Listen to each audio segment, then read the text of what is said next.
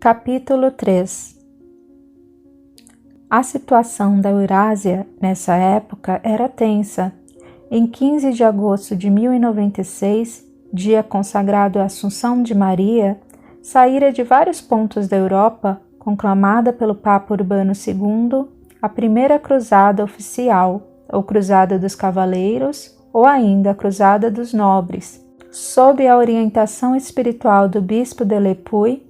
Ademar de Monteil era liderada por vários cavaleiros nobres, entre eles Roberto II da Normandia, Estevão de Blois, o rei Guilherme da Inglaterra, Godofredo de Bulhões e Roberto II de Flandres.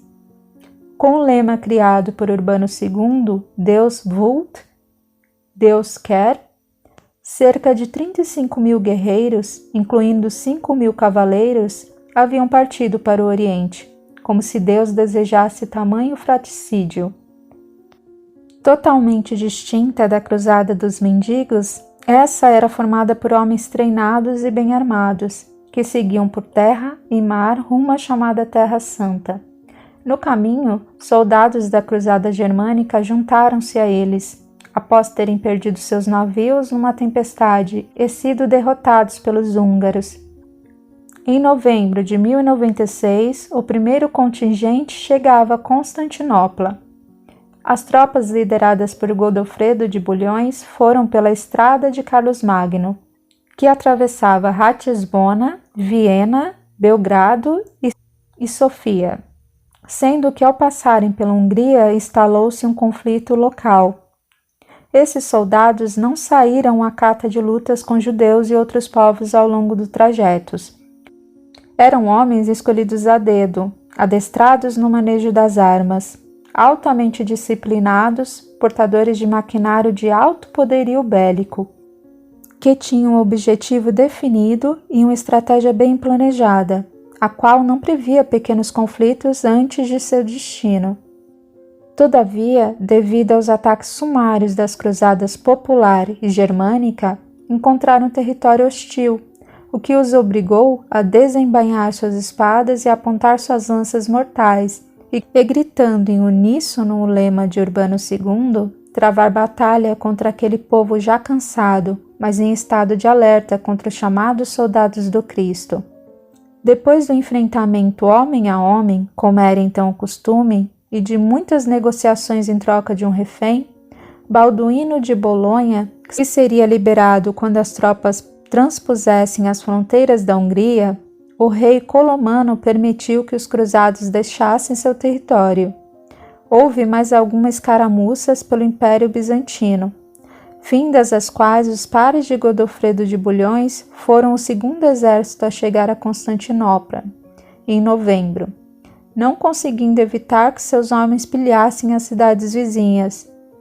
Sem alimentos, ficara acampada à entrada da cidade uma multidão reforçada ainda pelos sobreviventes da Cruzada Popular, inclusive Pedro, o eremita. Sua esperança era que o imperador Aleixo I lhes providenciasse água e alimentos, pois estavam ali justamente atendendo seu pedido de socorro ao Papa, em face das constantes invasões dos muçulmanos, que já quase dominavam o Oriente. O imperador estava apreensivo com a massa indócil, que frequentemente provocava incidentes por onde passava, sem contar sua amarga experiência com a Cruzada Popular.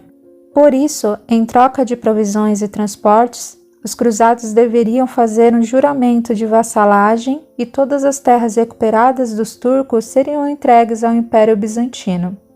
A maioria, sem escolha, assinou o tratado. Alguns se negaram veementemente a fazê-lo, o que não impediu Aleixo I de fornecer provisões e transporte a todos. Assim partiram, acompanhados por um exército bizantino, para a Ásia Menor, tendo como a primeira meta a retomada de Niceia, recém-conquistada pelos seljúcidas, e capital do sultanato. Não foi muito eficaz o cerco à cidade rodeada por águas, de onde os moradores continuavam a receber suprimentos e informações. Certa noite, em sigilo, Aleixo I e o sultão Kili Aslan Primeiro, negociaram a rendição de Nicéia, o que fez os cruzados se sentirem traídos, sozinhos e desobrigados do Império Bizantino. Dividiram-se em 2 grupos e partiram em busca do seu objetivo maior, Jerusalém. Movidos pela revolta ante a traição de quem lhes pedira ajuda, e por que não, pelo amor a Jesus, os cruzados, acrescidos de alguns ambiciosos ávidos para conquistar terras e riquezas, tornaram-se verdadeiros demônios belicosos, com poder de devastação descomunal. Numa ocasião em que o primeiro grupo se viu cercado na proximidade de Dorileia, travou-se batalha sangrenta e horripilante, que com a chegada de outro contingente fez o chão se cobrir de vermelho. Nem Dante retratou o inferno com tamanha perfeição. Misturavam-se brados de comando, gritos ora de dor, ora de ódio, relinchar de cavalos assustados, entre choques de metais, corpos humanos que tombavam e o sangue que escorria feito água pelo solo seco e cobria rostos, cabelos e roupas já empapados de suor dos soldados do Cristo. É de se imaginar se Jesus não teria chorado nesse dia fatídico de uma era negra, por onde passamos e de que trazemos consequências até os dias atuais. Escoadas horas de cruenta carnificina, Kili Aslan, ao sentir que não existia resistência possível contra combatentes tão bem treinados e determinados, retirou seus homens, ou que sobraram deles. E os cruzados prosseguiram praticamente sem oposição pela Ásia, na direção da Antioquia, conquistando cidades a caminho de Jerusalém. Algumas horas depois da partida dos guerreiros, em meio ao cenário desolador da batalha, um cavaleiro ainda de olhos fechados movia dedos inquietos submersos em sangue, tentando achar apoio. Só conseguia tocar o líquido viscoso, em início do processo de coagulação. Ele abriu os olhos e viu o enorme coágulo em sua mão direita, torceu os lábios e o atirou longe, tomado de náuseas. Sabia que estivera desmaiado, sentia dores no corpo todo, porém não identificava onde estavam seus ferimentos. Recordava-se vagamente de haver desmontado a golpes de espada um adversário que do chão ferira seu cavalo, o qual caíra sobre ele. Lembrava-se de ter desferido violento golpe no inimigo e testemunhado a sua morte. A partir daí, tudo se perdia. Olhou para o céu sem nuvens. O sol era causticante e o cegava. Onde estariam seus pares? Teria sido tomado por morto? A boca estava seca e seu estômago vazio roncava. Tudo nele doía. Mas em que ponto fora ferido? Impossível dizer. Estava coberto de sangue e não podia avaliar quanto era de seus ferimentos. Se tudo aquilo lhe houvesse escapado das veias, sem dúvida estaria morto. Seu uniforme antes prateado, com a cruz escarlate no peito, tornara-se um traje púrpura, em que não se distinguia o símbolo do cristianismo. Sentou-se em meus destroços e com as mãos na fronte tentava ordenar as ideias. Pensava em como fazer para alcançar seu contingente, que a essa altura o teria como perdido. De imediato, seu estômago repeliu o cheiro nauseabundo das mãos. O sol abrasador do deserto começava a deixar um odor fétido por toda a parte. Insetos vinham aos milhares e os abutres já faziam seu voo circular sobre o campo de batalha abandonado. Nesse instante, o cavaleiro cruzado Patrick Castle tornou a se deitar, fingindo-se de morto. De olhos fechados e ouvidos bem atentos, eis que um grupo de 6 pessoas, vestidas com túnicas árabes e turbantes, aproximava-se do local. Temendo ser sumariamente executado pelos turcos, tratou de se manter o mais imóvel possível. Os integrantes do grupo se postaram de joelhos diante do quadro desolador e, a derramarem contidas lágrimas e pronunciar palavras que Patrick não entendia, curvavam-se até tocar o solo com a testa repetidas vezes. De olhos entreabertos, o jovem cavaleiro pôde observar que somente os homens se comportavam assim. As mulheres permaneciam paradas ao lado, respeitosas. Após algum tempo, eles se ergueram e passaram a empilhar os corpos em pequenos montes sinistros, aos quais ateavam fogo. O jovem estremeceu de terror. Só tinha duas opções: ou se deixava queimar vivo junto dos cadáveres, ou se levantava e aguardava sua sorte, que não tinha a menor ideia de qual seria. Escolhendo a segunda alternativa, tentava pôr-se de pé quando dor atroz na coxa direita o fez cair novamente. Ouviu uma das mulheres dizer algo ininteligível ao homem mais maduro da excursão, que chegou perto dele e falou alguma coisa que também não compreendeu. O outro insistiu, agora em latim. Quem é você? Ele, frequentador de missas e cavaleiro nobre e culto, respondeu igualmente em latim.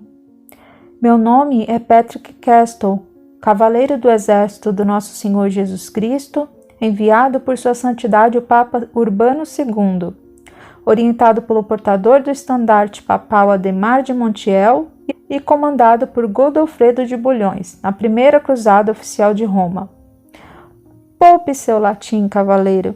De todos os nomes que citou, só me interesso pelo primeiro. Vai me matar desarmado? O turco meneou a cabeça. Quanta petulância! Não foi isso que ensinou o profeta de Nazaré. Seu nome parece da Britânia e de lá? Meu pai é. Sei falar o idioma dos bretões, você consegue me entender? Eu odeio latim. Sim, eu me comunico nesse idioma. Eu o domino porque sou mercador e viajo sempre à Europa Ocidental. O que vai fazer comigo? Bom, deixe-me iniciar pelo meu nome. Sou Khaldun, seguidor do profeta Mohammed. Aqueles são minha esposa Jalila, meu filho Mahmud, minha filha Anish, meu irmão Mohammed e meu pai, igualmente Mohammed. Todo primogênito tem o nome do profeta.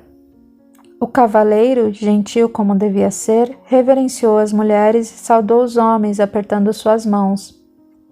Vamos ao que interessa realmente. Primeiro preciso saber onde está ferido. Mahmud, leve nosso amigo cruzado até a tenda e providencia que ele se banhe para termos a noção exata de seus ferimentos. O rapaz obedeceu prestimoso e, apoiando o coxo Patrick, saiu em direção a uma tenda próxima, para voltar momentos depois com ele limpo, trajando túnica árabe e absolutamente estupefado frente à hospitalidade daqueles que julgava inimigos. Veja, pai, disse em seu próprio idioma, apenas um corte profundo na coxa direita. Vamos, cavaleiro, devemos incinerar os mortos, cadáveres insepultos trazem toda sorte de doenças e já temos desgraças demais por aqui. Vai me fazer prisioneiro? Não, você é livre para partir quando quiser. Todavia, considerando seu ferimento e o fato de que não tem cavalo ou provisões, acho mais viável que aceite nossa hospitalidade por alguns dias. Ore ao seu profeta enquanto queimamos as vítimas. Sem opção, Patrick, clamando proteção a Jesus, pôs-se a ajudar a família de Khaldun na triste e desagradável tarefa. Logo, o cheiro de corpos queimados, a fraqueza por falta de alimentos e água, a fadiga e a perda de sangue fizeram o cavaleiro cair desfalecido. Acordou muitas horas depois, em leito limpo e relativamente confortável, tendo ao lado uma bandeja com pães, frutas e vinho, que devorou sem questionar se a refeição era para ele ou se estaria envenenada. Sentiu certo desconforto gástrico, devido às muitas horas sem ingerir nada, e deitou-se de novo. Foi quando Anish entrou no quarto, usando o lindo vestido verde folha que combinava com o finíssimo véu de seda verde água. Bom dia, o senhor está dormindo há 15 horas. Como se sente? Falava no idioma bretão. Bom dia. 15 horas? Onde estou? Você é a Anik? Anish, senhor. Meu nome significa amiga, companheira. Desculpe-me. Belo nome, Anish. Estou meio perdido. Está desculpado. Como se sente?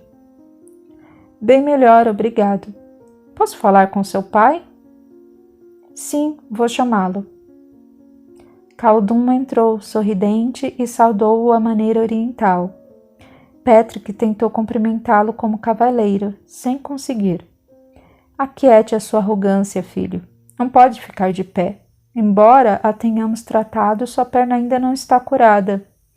Desculpe-me, eu só quero entender o que se passa. Você desmaiou. Nós o carregamos para casa, cuidamos de seu ferimento e deixamos que dormisse até agora. Por que não me matou? Sou cruzado, um soldado de Cristo. Porque não foi isso que o nosso profeta Mohammed nos ensinou, e sim a amar a todas as criaturas.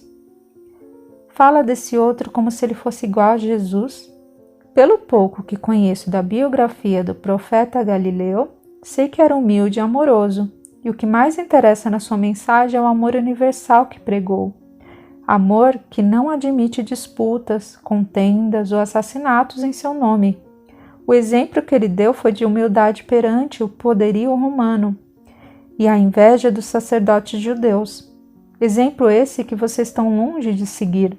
Devemos respeitar todas as religiões que têm como real fundamento o amor a Deus sobre todas as coisas, pois são diferentes caminhos que nos levam ao crescimento espiritual e de volta ao Criador. Patrick engoliu em seco. Aquele muçulmano conhecia a história de Jesus e até o admirava. Estranho. Sempre aprendera que eles eram hereges e infiéis, que blasfemavam contra o cristianismo e a Santa Igreja Romana, e que jamais perderiam a oportunidade de atravessar um cristão à espada. Khaldun, pelo contrário, socorrera-o, abrigara-o em sua própria casa e ainda lhe mostrara um jeito diferente de ver Jesus. Que ironia, um muçulmano. Desculpe, amigo, você só me tem feito bem, comportando-se como bom samaritano, e eu estou sempre a ironizar com meu preconceito de cristão. Está tudo certo, filho. Eu também só fui capaz de ver as coisas por este ângulo depois de levar muitas chibatadas da vida. Vou lhe contar uma história. Conte-me, aprovou Patrick ansioso, olhando fixo nos olhos do homem que começava a encarar como um sábio. Deve espantá-lo o fato de eu e minha família falarmos fluentemente o seu idioma. O rapaz fez sinal afirmativo com a cabeça. Pois bem, tudo principiou uns 10 anos atrás, quando, cochilando no terraço dessa mesma residência, vi um profeta judeu, não sei dizer se era Elias, Moisés ou Daniel, que me mostrou, desenhadas no céu, batalhas sangrentas como a que vivemos nos dias atuais. Disse que eu deveria partir com a minha família para o Ocidente e fixar residência na Normandia, até receber um novo aviso. Em seguida, desenhou a estrela de Davi na minha mão esquerda e se foi. Tomado de imenso desassossego, peguei minha família, Anish era pouco mais que um bebê, e parti. Estive durante 3 anos naquelas paragens, vivendo do comércio de produtos orientais que vinha buscar por aqui. O muçulmano fez ligeira pausa, para em seguida retornar à narrativa. Até que um dia vi um dos discípulos do Nazareno, igualmente não sei se era João, Levi, talvez Lucas, pois me falou sobre as artes da medicina. Segundo sua orientação, eu deveria transferir-me com a família para Cornualha, onde encontraria um velho cristão que me iniciaria nessa ciência, e que eu aguardasse, estudando com afinco até ser avisado. Exibiu também as cenas de batalha, desenhou uma cruz em minha mão direita e se foi. Novamente obedeci solícito. Vivi 5 anos na Cornualha, do mesmo comércio, e por incrível que possa parecer, encontrei realmente o velho cristão, que no curso desse tempo me ensinou a curar e fabricar tônicos, pomadas e até um líquido perfumado à base de rosas, que as mulheres orientais gostam de aplicar nos cabelos. No final dos 5 anos, Khaldun comoveu-se visivelmente ao lembrar. Eu vi o profeta Mohammed. Parou por um instante, com lágrimas de emoção lavando o seu rosto curtido pelo sol. Reapresentando as cenas de combate, advertiu-me que era hora de voltar, pois já dominava o idioma dos normandos e bretões. Sabia curar, e a guerra estava para ser deflagrada. Cabia a mim a obrigação de queimar os corpos sem vida e auxiliar os feridos. Até o último momento, cada homem que eu encontrasse ainda vivo deveria ser encaminhado para minha própria casa, fosse cristão ou muçulmano, judeu ou sem religião alguma. Afinal, como ressaltou o profeta, o nome é diferente em cada idioma, o que pode constatar, mas Deus é a potência maior, a inteligência suprema, e Moisés, Krishna, Buda, Jesus, Mohamed e tantos outros são seus comandados na grande batalha a caminho da redenção. Disse-me: os caminhos são muitos, Khaldun, porém o destino é apenas um. Os braços de Deus, Allah, Dio, God, não importa como chamemos. Em seguida desenhou um crescente na minha testa. Entretanto, ao invés de desaparecer como os outros, fui eu que me senti arrebatado aos céus, onde vi vários homens que se assemelhavam a anjos. Alguns reconheci como sendo os cristãos primitivos, outros como os primeiros discípulos de Mohammed, outros ainda como sacerdotes de templos budistas, judeus da antiguidade. Eram muitos, tinham brilho maior que o sol, só que não o ofuscava. E em uníssono oravam por nós. Parecia que do peito de cada um saía uma luz com o movimento do mar e se desprendia rumo a estas terras, para nos ajudar a atravessar tempos tão difíceis.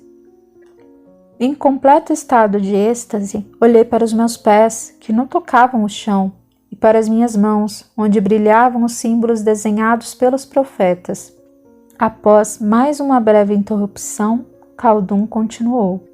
Outra vez me vi em minha casa na Cornualha e sabia exatamente o que fazer. E é o que faço até hoje. Minha casa se tornou abrigo de todos que passam por estas bandas e precisam de ajuda médica, de alimento ou apenas de repouso. São tantos que às vezes me sinto na casa do caminho. Ao começar meu trabalho com os necessitados, sempre notei que eles traziam no peito uma cruz, um crescente, uma estrela de Davi. Por isso talhei eu mesmo este adereço. Tirou de dentro da túnica grossa corrente de prata, onde havia um objeto exótico e para a época incompreensível.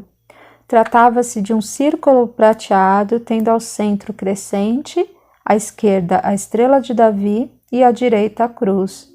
Os três símbolos eram cravejados de pedras preciosas, a estrela com safiras, a cruz e o crescente com rubis. Com a guerra prevista pelos profetas, está meio tumultuado por aqui. Contudo, sinta-se à vontade, cavaleiro. Só não entre na área hospitalar, já que nossos socorridos muçulmanos estão muito revoltados com vocês. São arredios e não gostarão de vê-lo trajando essa túnica. Quanto aos judeus, esses não se importam com os muçulmanos, mas preferem a visão do inferno à de um cruzado. Encontram-se em alas diferentes, é óbvio, e sempre que vamos tratá-los, nos vestimos como eles. Assim penso que estão entregues aos seus. Pela hóstia consagrada, bradou Patrick.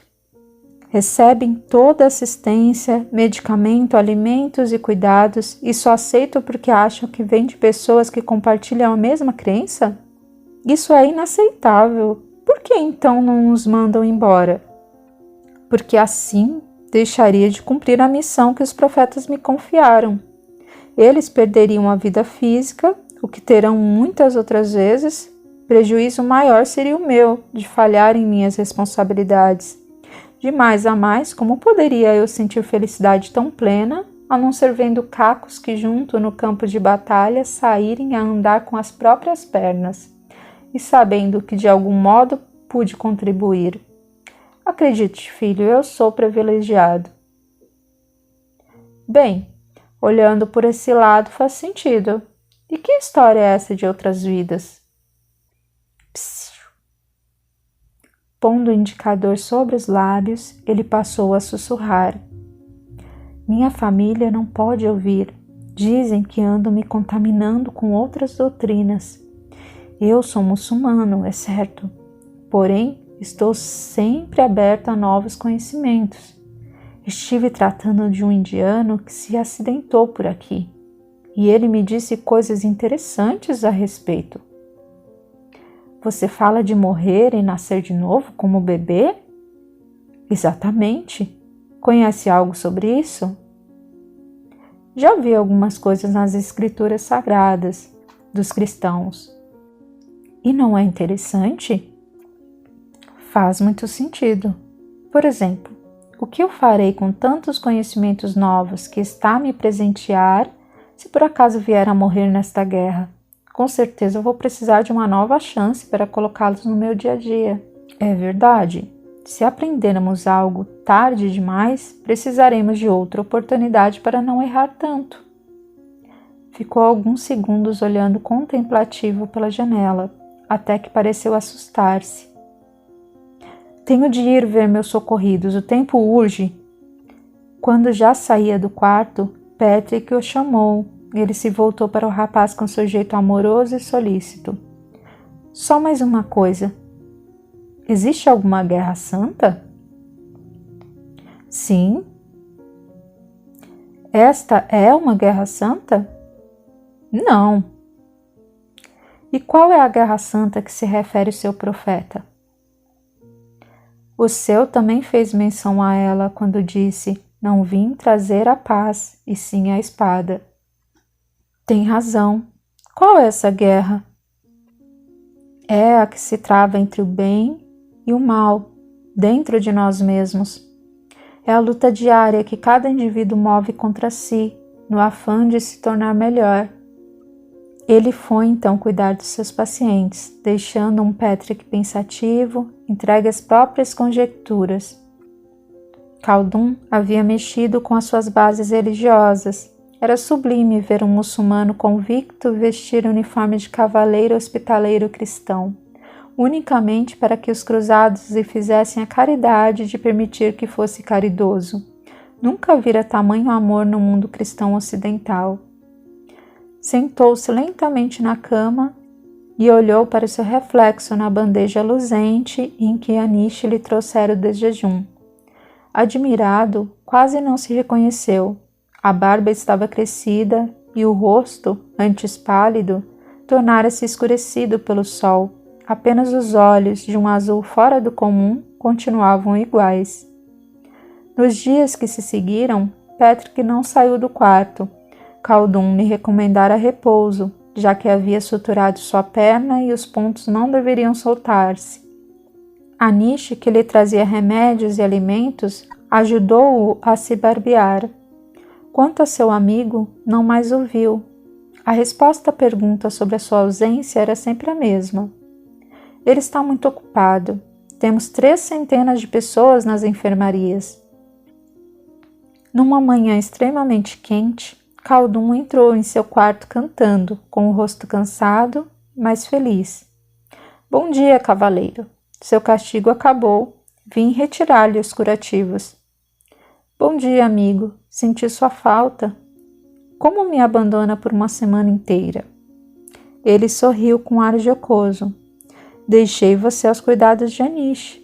Não acha que foi uma bela troca? E não o esqueci, embora estivesse sobremaneira ocupado. Deixe-me ver essa ferida. Muito bom. Melhor que o esperado. Agora você tem licença para sair um pouco do quarto.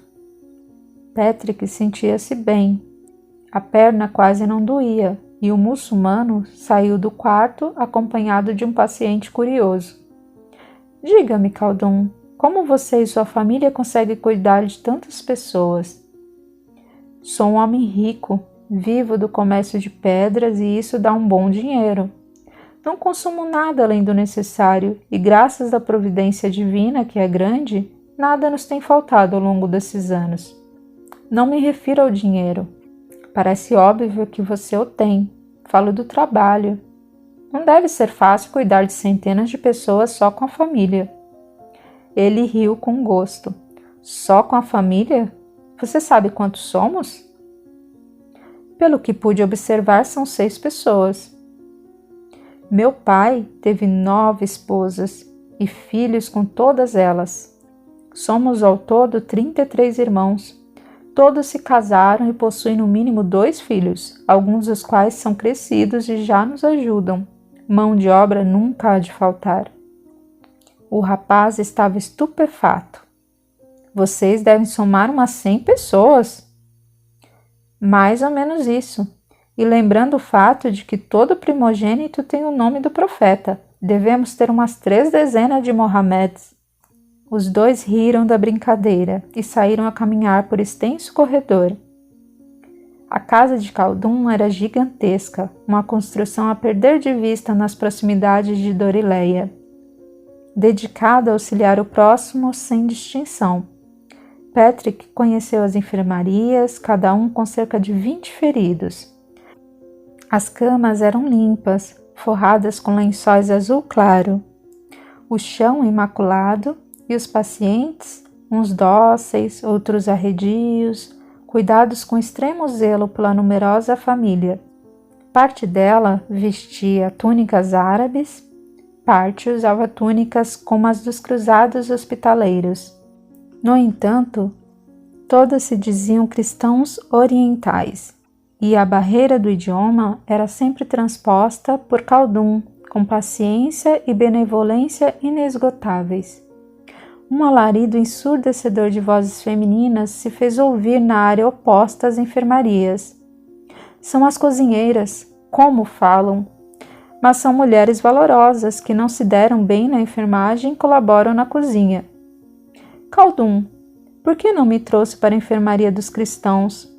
Deixou-me em um quarto privado, não mentiu quanto à sua religiosidade, ensinou-me tantas coisas. Desde que olhei em seus olhos pela primeira vez, soube que era alguém que eu amaria como um filho. Senti que tinha a obrigação de dividir com você a experiência que tive, que de alguma forma deveria ajudá-lo a vencer seus preconceitos religiosos.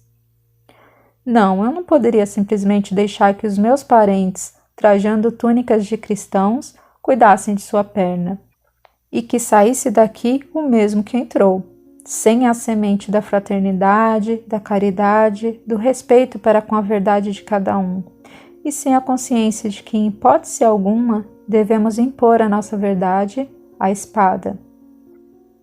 Sinto-me honrado com a sua resposta, e não gostaria que fosse diferente. Ainda assim, por que eu? O turco deu de ombros. Talvez nos tenhamos conhecido antes. Absolutamente. Eu jamais me esqueceria de você. Digo, de outras vidas, de eras remotas. Não existe outra explicação para o fato de amarmos ou odiarmos, aparentemente sem motivo algum, uma pessoa que acabamos de conhecer. E quanto a você, aquele momento em que o achamos tinha para mim sabor de reencontro. Era como se eu o esperasse. Por quanto tempo? Só o sabe Alá. Era como se ele me devolvesse um filho muito amado do meu coração. Eu sinto o mesmo em relação a você. Abraçaram-se emocionados. Khaldun beijou a face de Patrick banhada de lágrimas. Por que chora? Penso em quando tiver de partir. Não sofra pelo futuro. Se você vive o adeus agora, vai viver a saudade quando se for. E quando vai viver a alegria da nossa convivência? O seu profeta já dizia, a cada dia basta o seu cuidado. Você só consegue ter sua vida completa se viver um dia de cada vez.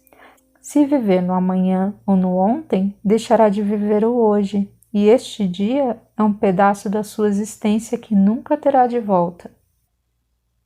Os dias se tornaram semanas e as semanas meses. Nosso cavaleiro não mais requeria cuidados, e sim ajudava a cuidar dos socorridos da Casa do Caminho de Dorileia, nome que ele dera à gigantesca casa de Khaldun, e que fora aprovado por todos.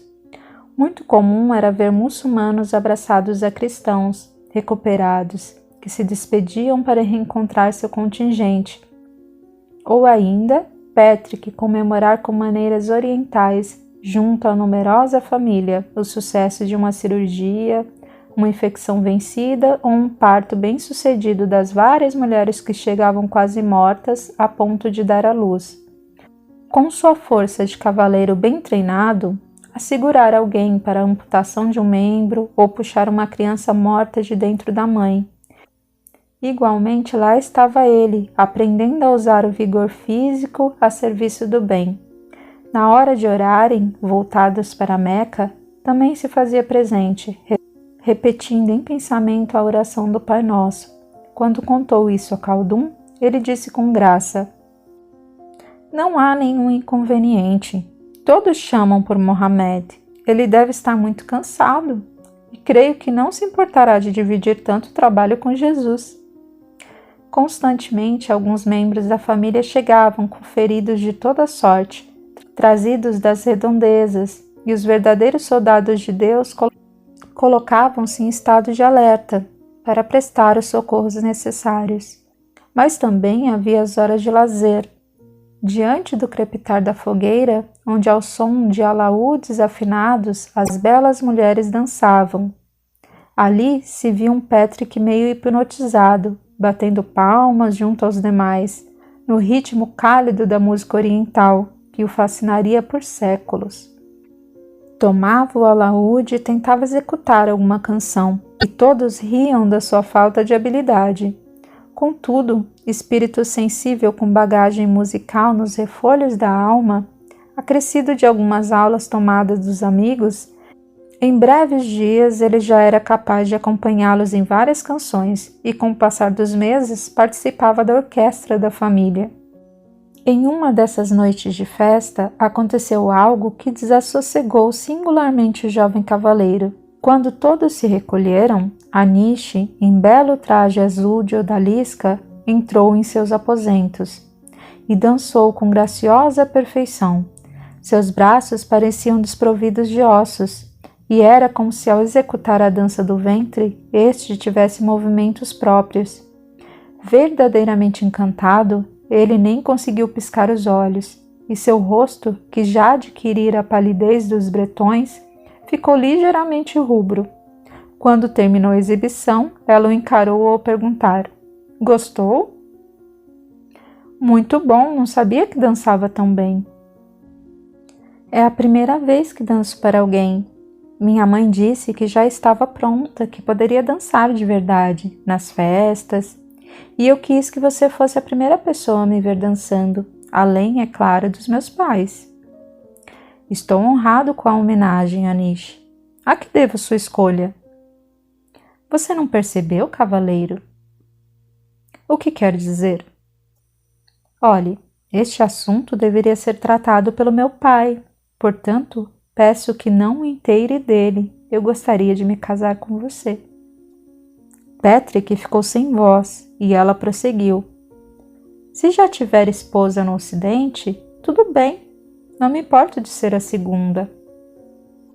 "Você é uma criança, só pode estar brincando." "Não sou criança, completei 13 anos e já sou uma mulher. Estou pronta para procriar." Ele bateu a mão contra a testa ao fazer a negativa. "Não tenho o menor cabimento. Eu a vejo como irmã e já conto com 23 anos. Pertencemos a mundos totalmente diversos. Jamais a levaria para o Ocidente.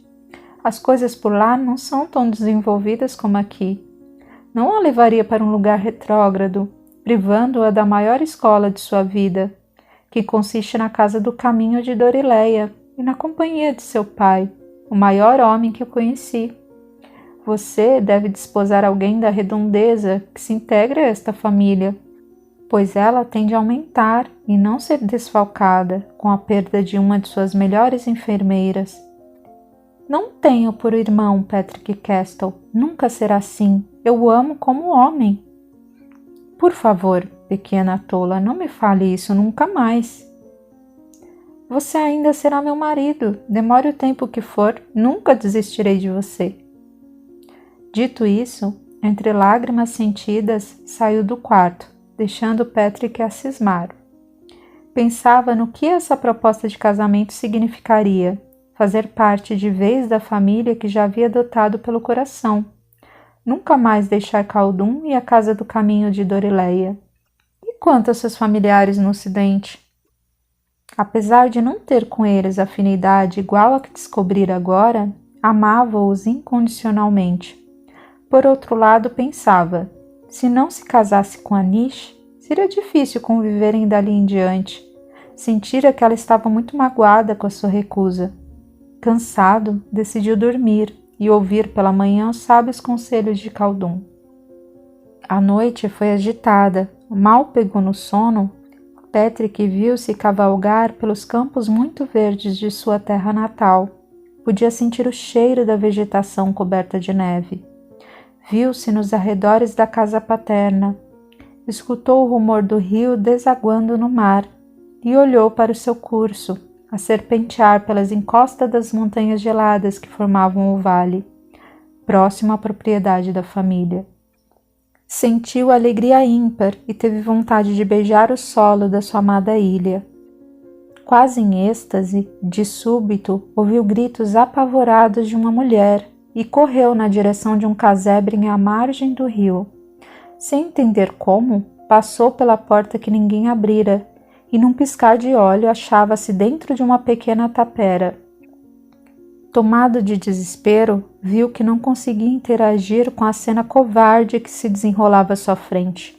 Um homem de aspecto selvagem atacava impiedosamente uma jovem que, subjugada por sua força física, tombava desolada e sem defesa. Em vão, ele tentava deter o agressor, sentindo o peito dilacerado pela dor. — Pare, covarde, pare! Eu conheço essa mulher!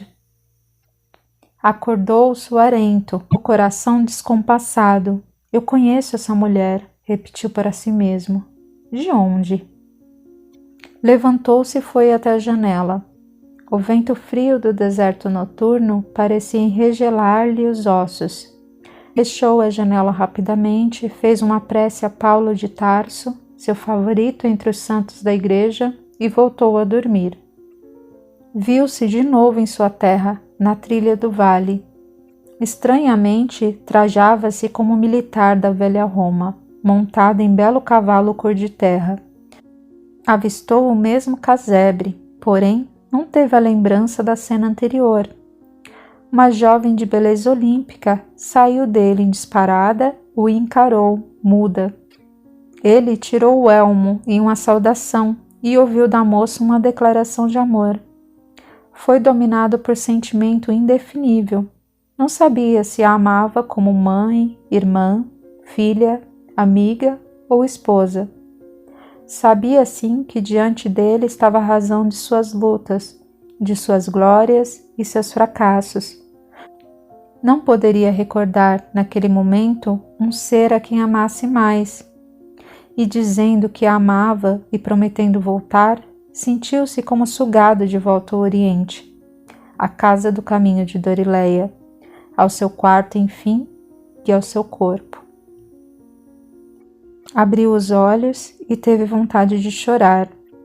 Ligou os fragmentos do sonho e percebeu que a jovem que sofria a brutal violência, da qual não a pudera salvar, era a mesma, de cabelos cor de fogo, a quem sabia que amava sem restrições. No entanto, não se lembrava do vale e por isso não tinha a menor ideia de onde ela estaria. Levantou-se apressado, precisava ver Khaldun. Ele com certeza teria o remédio para a angústia que apertava seu peito e o fazia padecer de dor quase física. Encontrou-o tomando uma chávena de chá de ervas. Ele fez um gesto com a bebida em sua direção, num jeito de oferecê-lo. O rapaz aceitou e com a sua chávena na mão abordou o amigo, queixando-se do aperto no peito por causa de um sonho, ou dois, não sabia ao certo. Khaldun ouviu com atenção o desorientado cavaleiro. E ao final da narrativa, sorriu com ternura paternal. Não se desespere, filho. Podemos sim dar umas voltas enquanto nosso corpo dorme. O espírito em si não precisa de tanto repouso. Explique-me isso, por favor. Venha comigo. Vou colher algumas ervas. Hoje é dia de manipulação. Você me ajudará e conversaremos sobre isso. Khaldun possuía viçoso jardim de plantas medicinais que eram arrancadas e repostas periodicamente para a fabricação de remédios. Ao chegar ao meio da plantação, ele respirou a plenos pulmões e disse, de olhos fechados e braços abertos: ter dinheiro tem suas vantagens. Respirar este ar úmido e fresco no deserto é privilégio de poucos. Jesus falou que seria mais fácil um camelo passar pelo buraco de uma agulha que um rico entrar nos céus. Não significa que é ruim ter dinheiro? Como será que Jesus se sente? Mais de 1000 anos depois, o que se dizem adeptos de sua doutrina não entenderam quase nada do que pregou. Você sabe, Patrick, o que é o buraco da agulha? Ora, um buraco de agulha. Ele negou com a cabeça, estampando no rosto uma expressão divertida. Buraco da agulha era o nome que se dava às portas da cidade de Jerusalém. Eram tão estreitas que os mercadores, com seus camelos abarrotados de mercadoria, não podiam passar por elas sem que toda a tralha fosse retirada. Deviam despojar-se da carga para entrar na cidade. E isso simboliza o desapego. Um rico não entra no reino dos céus se estiver preso aos seus bens terrenos, porque não os pode levar e fica, portanto, com eles. Na terra? Sim, na terra, que é o lugar deles. O dano não é ter dinheiro, porque se pode ser apegado a coisas sem grande valor. Talvez não entremos no reino de Alá por ter apego a uma tapera e não necessariamente a um palácio. O que nos perde no dinheiro é como o temos, e não o fato de tê-lo. Quando Alá nos confia uma grande riqueza, espera que saibamos usá-la em benefício de muitos, sem nos apegarmos a ela, achando que é nossa, e consequentemente não será entrave ao nosso ingresso no reino dos céus. Cabe lembrar que a obtenção de um pouco de veneno ou de uma adaga para matar alguém não requer muito dinheiro. Vemos assim que o dinheiro independe da quantidade para ser maldito. Por isso sou tranquilo quanto ao meu oásis, que na realidade não é só meu, é de todos que se beneficiam dele. E olhe que são muitos donos. Eu me sinto envergonhado. Não tem motivo para isso. O que ignoramos não podemos fazer valer. À medida que descobrimos a verdade, ela soa como um sino em nossa consciência. Bem, vamos ao assunto que o trouxe aqui, o seu sonho. Sim, deixou-me totalmente transtornado. Você disse que quando dormimos damos umas voltas. Que coisa louca! Não sei se acredito. Ainda que lhe pareça louco, o fato de você descrer não faz as coisas mudarem. Uma noite, há alguns anos, levantei-me da cama e tentei acender a lâmpada. Minha mão, entretanto, passava pela candeia como se ela fosse feita de fumaça. Intrigado, chamei minha esposa, que dormia ao lado. E qual não foi meu susto? Eu continuava adormecido junto dela. Confuso com os dois eus, saí pelo corredor e vi um dos meus irmãos, que vinha de uma enfermaria, com o rosto abatido, e dizia ao meu sobrinho que tinha feito todo o possível, mas se o anjo da morte chega, não há como ludibriá-lo. Eles se encaminharam para a cantina, e eu os segui. Conversavam sobre um soldado do exército turco que acabara de morrer devido a uma hemorragia interna. Foram tomar chá e meu sobrinho, ainda nervoso com a sua primeira perda, ingeriu o líquido de uma vez, queimando a boca e tendo um acesso de tosse. Tentei conversar com eles e não consegui. Não notavam minha presença, o que me afligia muito.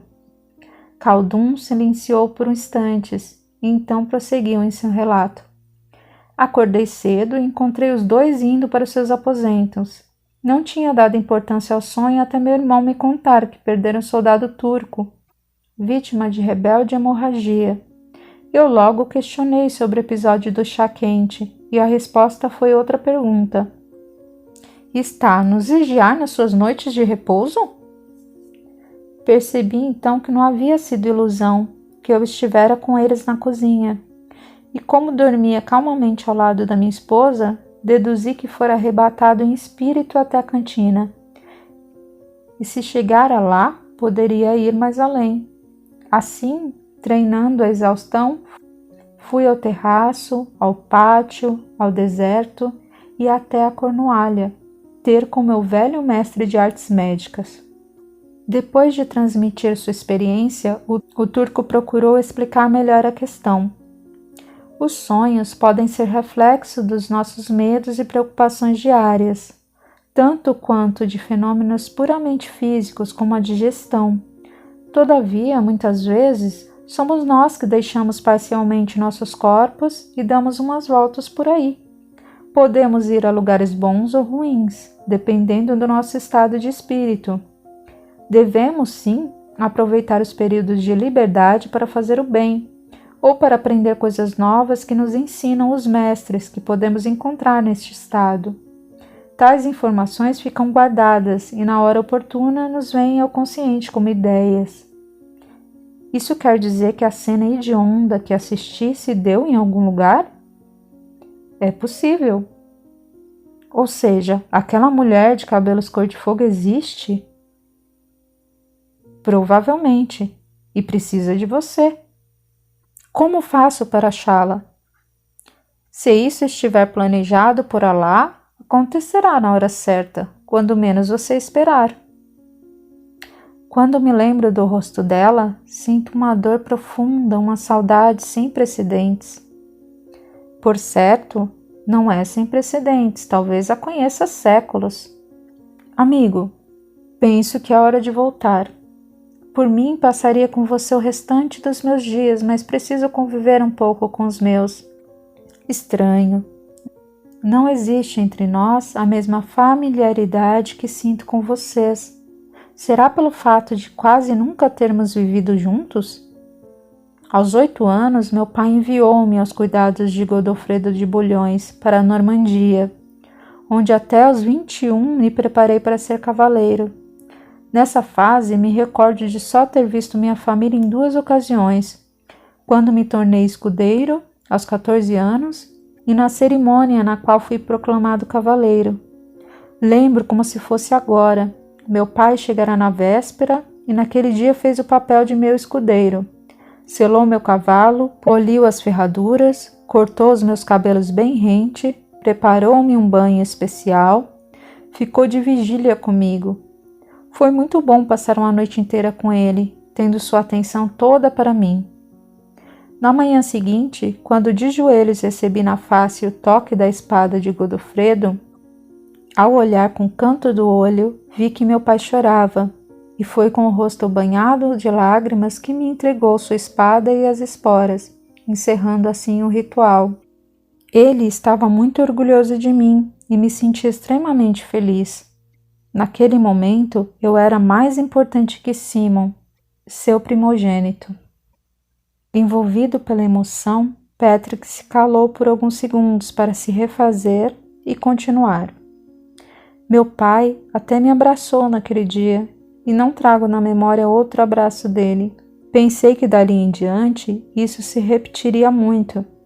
Na verdade, mal havia sido proclamado cavaleiro e a guerra começou. Por mais honrado que me sentisse em ser o cavaleiro cruzado e amado por um líder como Godofredo, a sensação de que poderia morrer sem abraçar meu pai outra vez me fazia chorar.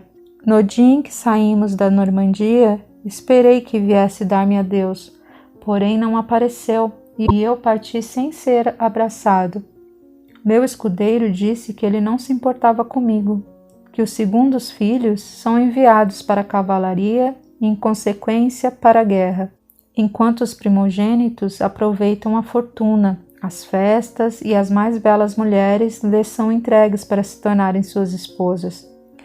Treinam para ser donos da propriedade e nós, os segundos filhos, treinamos para morrer. Grossas lágrimas escorriam pelo formoso rosto do jovem cavaleiro cruzado. E você, concorda com ele? Sim, tirando o veneno que destilou, é a verdade. E mudou seu sentimento pelo seu pai? Não sei. Depois de conhecer você, que é tão afetuoso, abraça Mahmoud e Anish com tanta frequência, abraça seus sobrinhos, e durante um ano inteiro me abraçou infinitas vezes mais que meu pai. Gostaria que ele fosse como você. Filho do meu coração, ninguém é igual a ninguém. Cada um de nós é um pequeno mundo particular. E é essa diversidade que faz a criação encantadora. Se fôssemos iguais, o que aprenderíamos uns com os outros? Também não aprovo essa lei de primogenitude, e acho que ela tende a acabar com o tempo e o crescimento espiritual da humanidade. Por ora é o que temos. Seu pai e todos os demais são subordinados a uma cultura cristalizada, a costumes seculares. Ainda não tem consciência de que cada filho é único. É uma pedra preciosíssima que Alá nos confia para lapidarmos com disciplina, honestidade e, acima de tudo, com muito amor. Um dia essa pedra deverá voltar para o verdadeiro dono e seremos questionados pelo Criador quanto ao seu brilho. Por isso, lembre-se de não repetir com seus filhos os erros que seu pai tenha cometido com você e procure compreendê-lo, pois dá o que tem, mesmo que para você pareça pouco, é tudo o que ele tem. E não se desvalorize perante Simon, porque no coração de Alá, todos os filhos ocupam um espaço igual. Se até hoje a humanidade não compreendeu isso, um dia o fará. Quando será? Quando alcançarmos a reta final do caminho de regresso ao Pai. E isso demora? Depende de cada um. A distância mais curta entre dois pontos é a linha reta. Portanto, se escolhermos o caminho reto, chegaremos mais rápido. Acredite, esse caminho é o do amor, do perdão e da fraternidade. E esqueça essa história de primogenitude. Conheci muitos primogênitos nessa guerra. Claro que são minoria, mas eles vieram. A propósito, seu amigo de Bolonha também é segundo filho, não é? Sim, por isso perdeu todas as propriedades da família. E hoje possui tantas. Lord Godofredo nasceu em Bolonha sobre o mar, capital de Bolonha. Contudo, possui uma vasta propriedade no condado da Normandia, onde vivi por 13 anos e nos tornamos muito amigos. Talvez pelo fato de partilharmos a ideia sobre a lei da primogenitura. Nesse ponto, o jovem sorriu e disse satírico: É interessante. Acabo de lembrar que sou mais velho que o seu Mahmoud. Khaldun fez o sinal positivo dos Césares e piscou o olho direito. Ambos sorriram e Patrick se atirou nos braços do muçulmano. Abraçado ao afetuoso amigo, fez nova pergunta. Por que não tenho vontade de voltar para minha família? Sinto como se ela estivesse aqui. E está. As famílias são de duas espécies, as de sangue, aquelas com as quais devemos criar compatibilidade, e as do espírito, aquela com as quais somos totalmente compatíveis. Só é possível criar laços espirituais se estagiamos nos laços de sangue e neles aprendemos a amar, para que finalmente todos os homens se tornem uma única família. Não seria mais fácil convivermos com a família do espírito? Certamente seria, se o objetivo de Alá não fosse o amor entre todos os homens. Tomando o nosso caso como exemplo, se com você e eu isso já foi atingido, agora é a vez do seu pai ocidental. Portanto, é com ele que deve conviver. A vida de um cavaleiro é tumultuada. Há momentos em que precisamos parar um pouco e prestar atenção nas pessoas que estão conosco nesta caminhada. Embora nem sempre sejam seres que se identificam com o nosso modo de ser, são os que devemos aprender a amar. Eu amo meu pai, não duvido disso. É que aqui me sinto em casa de verdade. Eu o compreendo, pois meu coração não quer deixá-lo ir. Não obstante, a razão diz que lá é o seu lugar, que a jovem de cabelos cor de fogo deve estar à sua espera. De mais a mais, mesmo que você não volte para cá, pelo resto da sua vida, sei que somos imortais e com certeza o reencontrarei algum dia. Agora me diga, e quanto à sua mãe? Falou bastante em seu pai e sequer mencionou o nome dela. Ela morreu há alguns anos. Dizem que sempre teve a saúde delicada. Simon tinha 7 anos e eu 5. Annie, 3, e Peter era quase um bebê. Guardo poucas lembranças dela. Tinha longos cabelos loiros e os olhos eram como os meus. Cantava para eu dormir e sua voz era doce e suave. E ela sempre me abraçava e me beijava. Dizem que morreu dormindo. Deve ser tranquilo morrer assim. Quem sabe? Só não acredito que seja possível.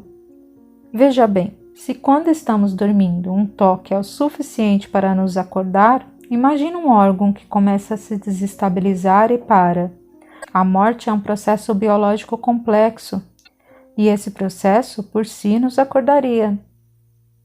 Será que ela sofreu? É difícil dizer.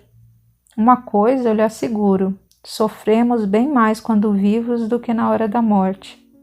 Sinto muito, desculpe-me, não queria tocar em sua ferida. Não se preocupe, não tenho conflitos com relação à minha mãe. Sinto que vive em algum lugar muito bonito, porque em sonho sempre a vejo feliz e a paisagem que a envolve é perfeita. Pois é, há muitas moradas na casa de meu pai, não foi o que Jesus disse? De fato, você acha que Jesus se dá bem com Mohamed? Sem dúvida, dado que se mostrou a ele em Jerusalém. O quê? Mohamed viu Jesus? É o que acreditamos, que certa vez em Jerusalém, o profeta foi arrebatado aos céus e esteve com Jesus e Moisés. Por isso essa cidade é sagrada para os muçulmanos, além de Meca, onde ele nasceu, e Medina, onde edificou a primeira mesquita. O que ele ensinou? O Alcorão, ou Corão, é o livro sagrado que reúne as revelações que Mohamed recebeu do arcanjo Gabriel.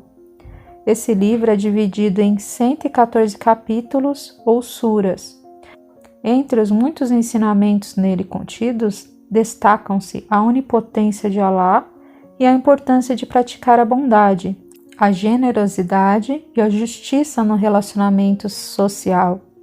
O Alcorão registra ainda tradições religiosas e passagens do Antigo Testamento judaico e cristão.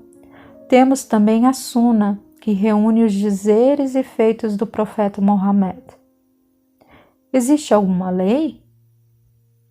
Além da lei do amor, há as que determinam orar 5 vezes ao dia voltado para Meca, pagar o zakat, que é usado para ajudar os pobres, e jejuar no mês do Ramadã, e peregrinar até Meca pelo menos uma vez na vida. E temos o Jidá, ou Guerra Santa, que, como já expliquei, é uma espécie de melhoramento individual, que nos podem fazer derramar muitas lágrimas, sangue, jamais. É realmente desastroso que muitos tenham tomado seus preceitos ao pé da letra. Às vezes acho que perdi tempo me tornando cavaleiro. Não quero mais batalhas, quero viver em paz. Você não se desenvolveu apenas no manejo de armas. Aprendeu a ler, escrever, estudou línguas, números, música, dança e canto. Acredito que se exercitou em jogos. Acresce que um cavaleiro é polido, cortês, solícito, verdadeiro e honesto. Tudo isso sem contar, sorriu com malícia, que vocês, cavaleiros, são extremamente habilidosos no trato com as mulheres. Ou estou enganado? Não, está certo, disse igualmente sorrindo. Não teria a cultura que tenho hoje se não fosse um cavaleiro. Valeu a pena. Lembre-se de que deve essa cultura a seu pai, que o enviou à Normandia e custou sua estada lá. Não é barato formar um cavaleiro. Tem razão, como sempre você tem razão. Não é bem assim, todos falhamos muito. Eu vejo coisas que você ainda não vê, mas na sua idade também não via. Os anos serão seus mestres. Seja um bom aluno, e na minha idade saberá muito mais que eu. Patrick sorriu e os dois entraram na residência com cestos repletos de ervas. Mais alguns meses transcorreram sem que o cavaleiro tivesse ânimo para deixar Dorileia.